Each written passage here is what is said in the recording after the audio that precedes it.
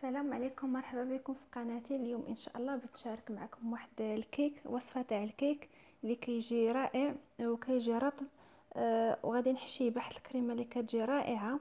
كيف ما كتشوفوا معايا واحد الكيك اللي كيجي زوين ولذيذ، زوين في المذاق ولا في الشكل. وبقوا معايا حتى النهايه تاع الفيديو باش تشوفوا الطريقه والمقادير ان شاء الله.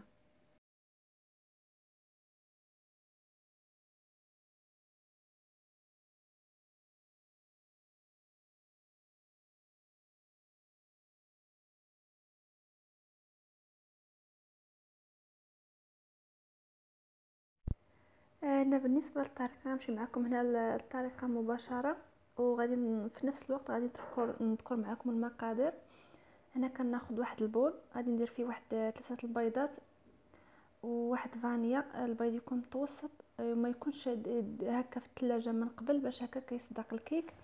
وغادي ندير واحد كاس لاروب ديال سكر سنيده، وغادي نبدا نطلع فيهم بالطراب ديال الكهرباء ولا الطراب اليدوي بحال بحال. وغادي نزيد عليهم هنا واحد نص كاس ديال الزيت العبار بكاس العنبه. غادي نزيدو هكا على شكل خط من الاعلى وانا كنطرب. صافي هنا بقيت كنطرب حتى طلع ليا هذا الخليط. وغادي نزيد عليهم واحد دانون، دانون داك المسوس ولا فاني، المهم اللي توفر عندكم. هنا بالنسبه للنواشف، هنا غادي ناخذ واحد الغرباله باش هكا كنغربل داك الدقيق باش ما يدوزوش ليا دوك الكويرات. انا هنا ضفت الكاس الاول خديت العبار بكاس العنبه، والكاس الثاني ما عامرش. ضفت منه، خليت منه تقريبا شي معلقه كبيره اللي خليت في داك الكاس الثاني. وضفت واحد جوج خمارات، وواحد معلقه كبيره ونص تقريبا ديال الكاكاو، تكون نوعيه جيده من الافضل، باش هكا كيعطي مذاق زوين في الكيك. صافي حتى هو كندوزو في ديك الغرباله باش ما يدوزوش ليا دوك الكويرات اللي فيه.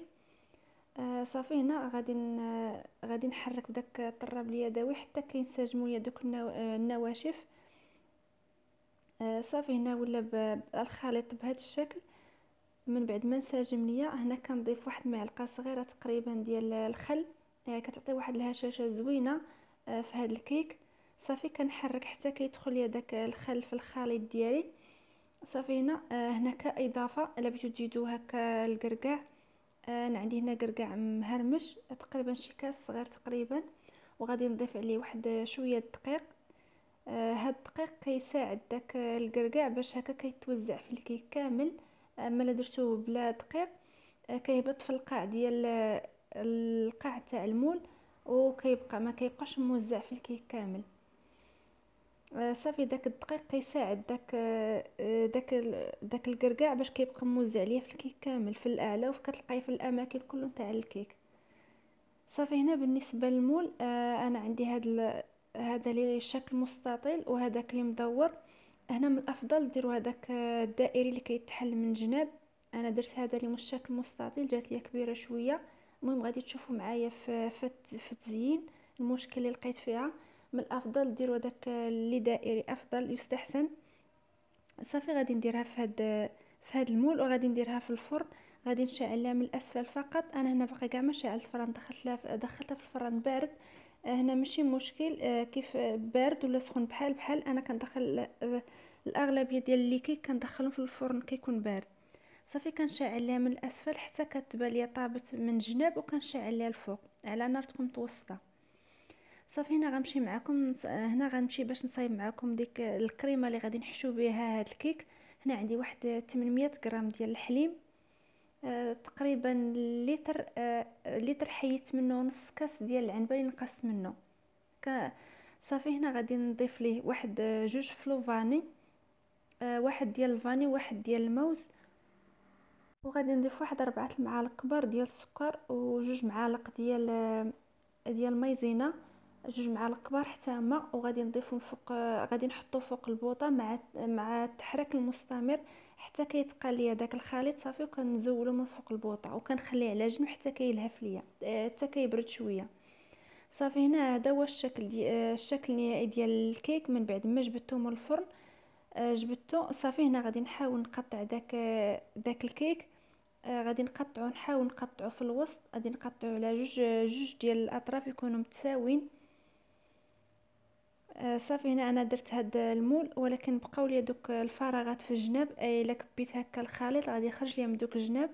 داكشي باش غادي نحاول نردها في نفس المول فاش طابت. وهنا فين غادي هنا فين غنكمل هاد الزين ديالها. صافي من بعد ما درت داك النص ديالها، هنا غادي نكب ديك الكريمه. من بعد ما خليتها حتى بدات كتبرد، انا ما خليتهاش بردات مزيان.